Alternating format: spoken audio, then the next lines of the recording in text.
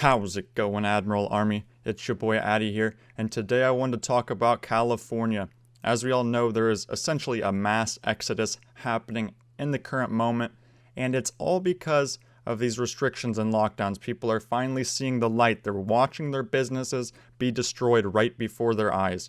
I'm sure many of you have seen the video surface of the small business owner, the woman, recording her setup right next to this big movie studio production setup, and they're essentially exactly the same. But you know the main difference? Hers is shut down. She's not allowed to make any money, while these people over here to record a movie, an essential service I would call that, just can reap in the benefits of having no one around. And I wanted to preface this video with a little bit of some research on Gavin Newsom. As many of you know, he is the governor of California, and would you possibly be able to guess the annual salary for the governor of New York? Yes, you in the back there. $200,000. Exactly. Wow, great guess. $200,000 is the annual salary for the governor of California. But guess what his net worth is? $20 million. Yes, $20 million for a governor of California. And you know what his side interest is? Investing. Yes, he's also an investor. So tell me then, when someone would like to make the maximum benefits from investing, let's say, into these huge corporations, what would be the best way to do so? Destroying the competition and making it so that no one has the choice outside of the realm that you have chosen for them. And I would assume that he has some pretty interesting stocks. I'm not sure of that, but that's just a little background on Gavin Newsom as he dines out at restaurants that cost nearly as much to eat at as your stimulus check pays you. So let that sink in. But here we have an odd story. This is not something that I'd expect. We know Elon Musk left, Joe Rogan, a bunch of big figureheads, and many others. But U.S. isn't an option anymore. Why California's immigrants are heading back to Mexico. Yes, people are so fed up with California that they are actually leaving California for Mexico to return back there. And could you possibly guess whose fault it is? If you said Gavin Newsom, no, get those conspiracy theories out of you. You must be crazy. Why, it is, of course, Trump's fault.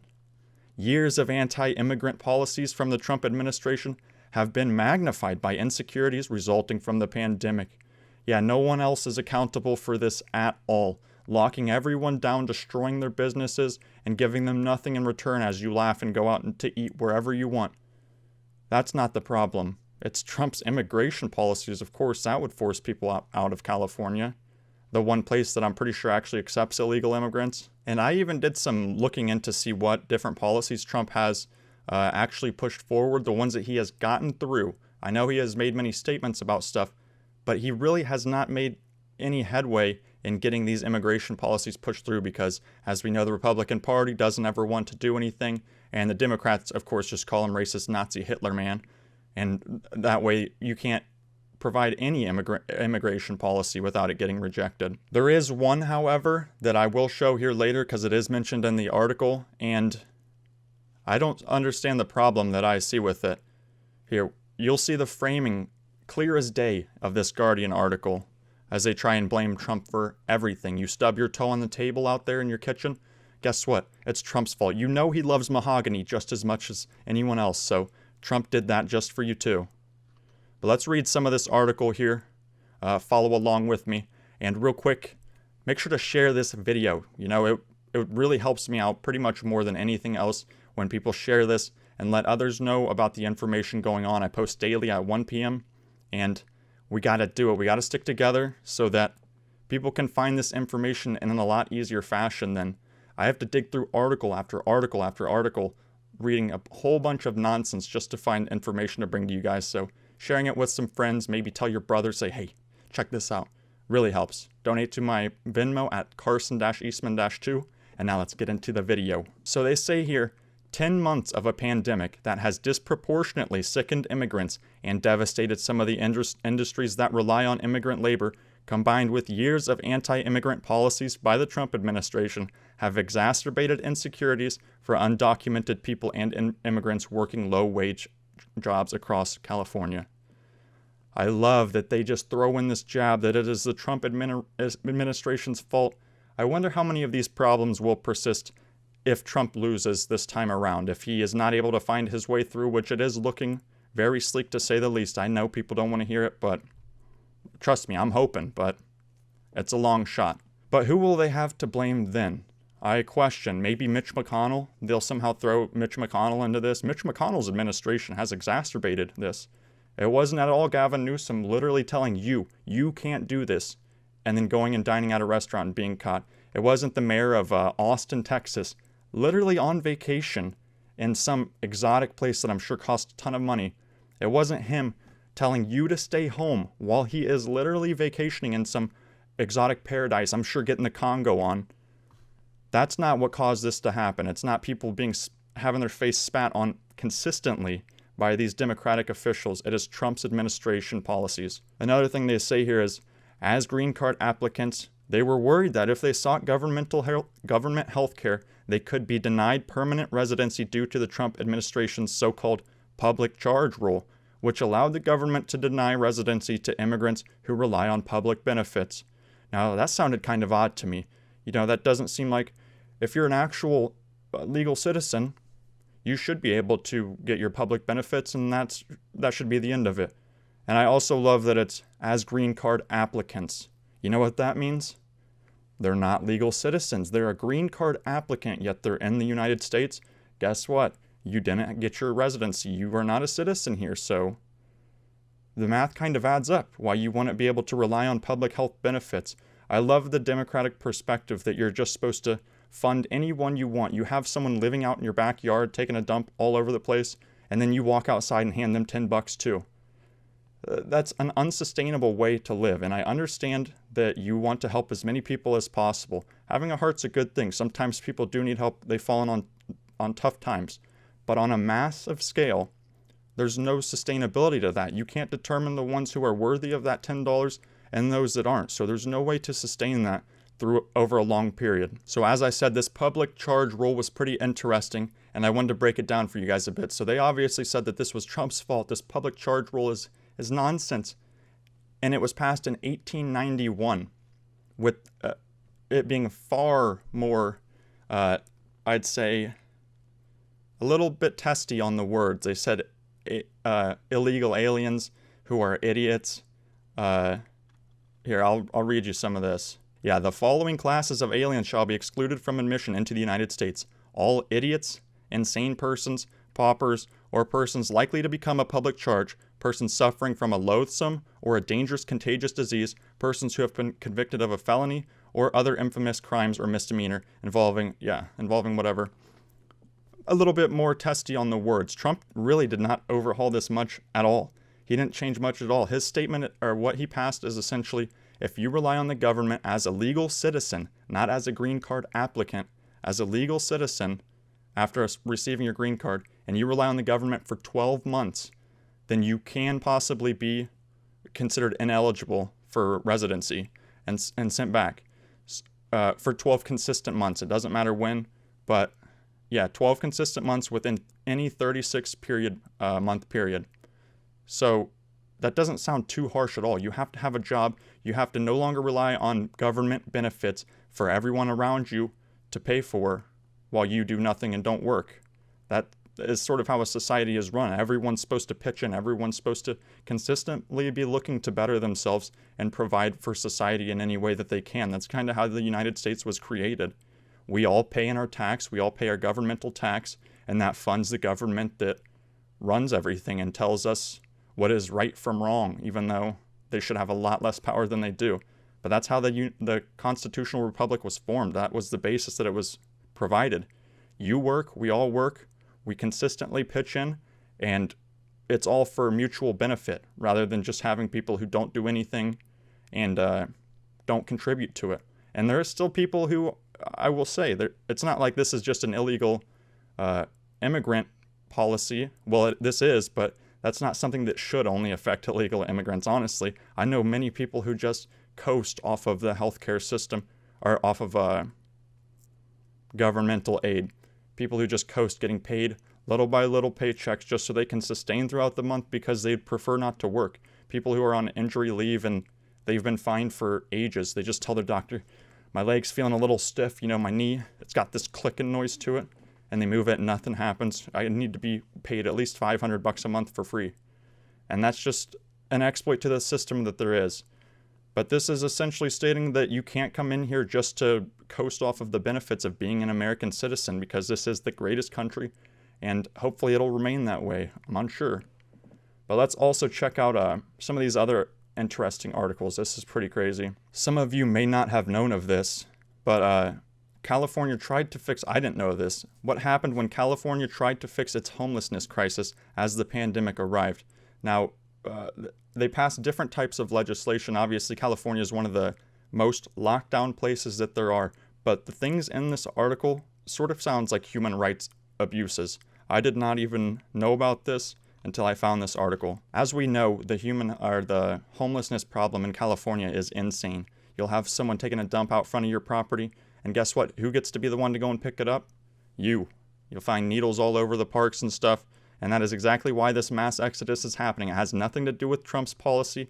It has something to do with, you see this line of tents here? That's something people don't want to see in their city. I know California loves to pretend that they have this huge heart, and they just want to do what's best for the citizens. What do you think Gavin Newsom thinks as he drives past that? Probably takes pictures and laughs at him. Like the giraffe there. These people are all animals in the zoo to him. He doesn't care about you. He'll say what he wants and do what he wants as long as it gets him his way. Invest in however he wants while he destroys your business and laughs about it all the same. Racking in the money doesn't matter. But this article here states, according to advocates in Orange County, many of the nearly 600 unhoused individuals in the Project Room Key program were forced to remain confined in isolation. People were not allowed to leave the hotel unless they had a medical appointment or were being transported by a provider. They could not go for walk-ins, exercise outdoors, or do any of the things that health officials told the public to do for their mental health. So this program, Project Room Key, was essentially homeless people, the government paid for homeless people to gain access to a hotel or motel room, and they were essentially locked in there in isolation and couldn't leave throughout the entirety of the pandemic. Gavin Newsom allocated $62 million of government finance just to stick people in these rooms and make sure that they are not allowed to leave. They couldn't do anything. That seems like such an abuse of human rights. And I guarantee he didn't ever think of these people again. That was just what it was. I wonder why they're so concerned. They really want to just make sure that people can't go outside. Maybe it's so that they don't go outside and see this destroyed wasteland of a city that no one wants to live in anymore. A quote here is, on one hand, people are very grateful to be living in their own motel room, Garrow said. There was a mix of a sense of relief of having your own living space, having your own bathroom, your own shower, and being able to have control over your own space. But superimposing over this program these unnecessary restrictions on people's civil liberties was really, really difficult and wearing on people. Quote, people started entering the hotels in April, and they were quarantined all the way through October, Garrow continued. People were having mental health breakdowns. People told me they were having suicidal thoughts. Can you believe how insane that is? From April to October, these people were quarantined, mandatedly quarantined, just as they received this free motel room. That is insane. That is the definition of just this corrupt overlord trying to take over someone's life and give them the minimalist amount possible in return. And what's even worse is I had no idea that this was even happening until I found this article somehow. This is insane. That is the most disgusting thing I've ever heard in my life. You're trying to tell me that this is something that happened in America, that people weren't allowed to leave this motel room after the $62 million government-funded program just gave them a motel room to stay in? Here you go. You can stay here for however long it is, April to October. Have fun in there. Don't break down, don't go out and exercise. What are you, crazy, trying to kill everyone, you homeless person? Get away. You're gross. That's exactly what it says to me. Oh, this homeless person.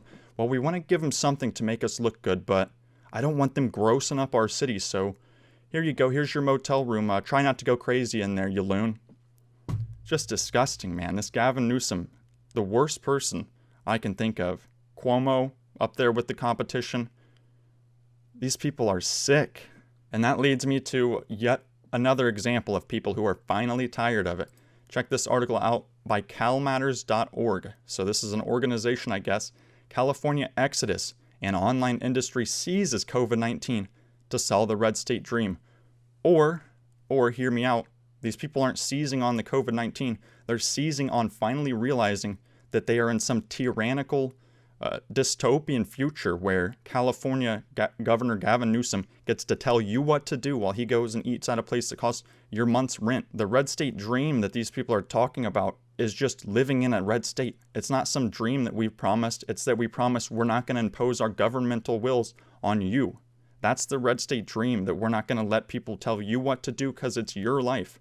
We might have rules that say, hey, you got to pitch in, you got to work, you got to do as society would do to make everything benefit each other so that we can have a cooperative group effort to make society better. That's the red state dream, not this California dream where everyone just sits there, no one has to work, no one has to do anything, but you get paid the minimalistic amount while you have these people all the way at the top of the food chain laughing down at you from these towers high above everyone else. That's the blue state dream that they promise you. This economic reset, the global reset they're talking about, that's what it entails. It entails you owning nothing while there are certain people who own everything. That's what they want for your future. And I'm not partaking in that. There's not a chance. This is just a quote from this lady that I really thought sort of encapsulated the entire thought process behind this. So she lived in California her whole life. The entire time, and she says her family couldn't keep paying $850 a month for her sons to share a living room while she and her husband and a baby slept in their apartment's only bedroom.